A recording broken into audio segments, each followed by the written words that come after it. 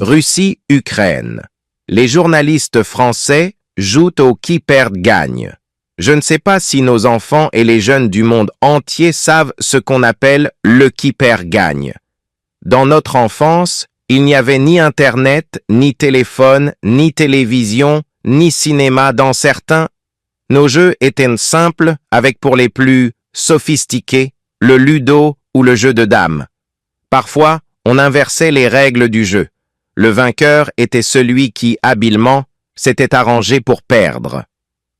Dans la guerre en Ukraine, les journalistes français nous apprennent que c'est celui qui est en train de perdre qui gagne. Comme dirait la mégastar camerounaise Petit Pays dans une de ses chansons, c'est du jamais vu. Si on dit, se basant sur le fait que 20% du territoire ukrainien est occupé, que Poutine a gagné, il nous explique qu'il a plutôt perdu parce que son objectif était d'arriver à Kiev. Or, il n'a jamais dit ça.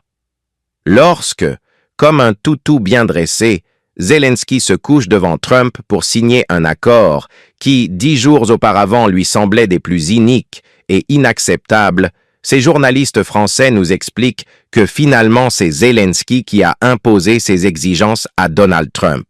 Il faut vite que ce conflit s'arrête, sinon ils vont finir par nous expliquer que c'est la Lune et le Soleil qui tournent autour de la Terre, que Jésus-Christ était le grand-père de Zelensky, et c'est pourquoi ce dernier réalise autant de miracles invisibles à l'œil nu.